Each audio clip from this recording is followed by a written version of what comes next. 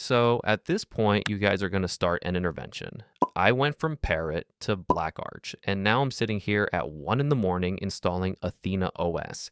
And I genuinely cannot explain to you why, except that distro hopping has become a personality trait at this point, and I've accepted it. For people who don't know, AthenaOS is an Arch-based security distribution that markets itself around customization and aesthetics as much as it does the actual toolkit, with a setup wizard that asks you about your preferred shell, your preferred terminal emulator, and your preferred window manager before you even get to the security tools. This is already a completely different philosophy from everything else I've used. BlackArch basically looked at me and said, figure it out yourself. AthenaOS is more like, let's make this beautiful while we're at it. Installation is genuinely smoother than BlackArch.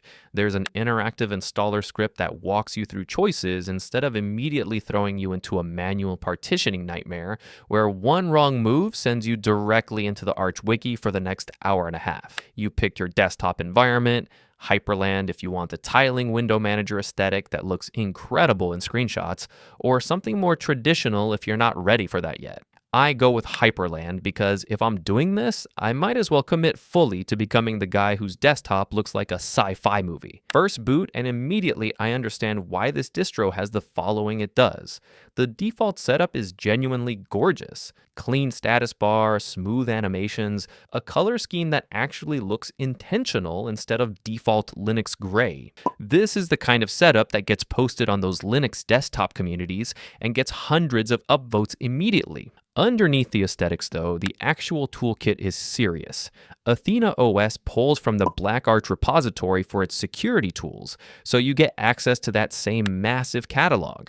Thousands of tools, the same depth I was talking about in the BlackArch video. There's a custom package manager wrapper that makes installing tool categories faster, and the documentation is actually written for humans instead of reading like an ancient text recovered from a cave somewhere. I start pulling tools the same way I did on BlackArch. Install what I actually need instead of everything at once. Nmap, Wireshark, Burp Suite, the usual suspects. The shell setup uses Z shell by default, with a configuration that's actually thought through.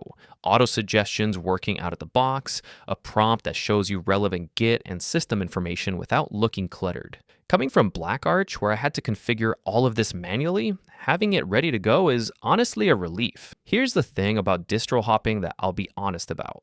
Constantly switching environments is genuinely bad for actually getting work done. Every time I switch, I lose muscle memory, I have to relearn where things live, I spend an evening configuring instead of practicing actual skills.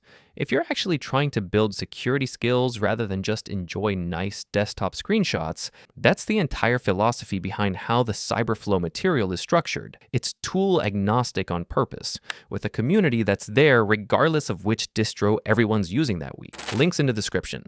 Code CYBERFLOW50 for 50% off. By the end of the night, my actual take is that AthenaOS occupies a genuinely interesting space. It's not as raw as BlackArch, not as polished and beginner-friendly as Parrot, but it nails something neither of them really goes for, making your security environment something you actually enjoy looking at and using every day.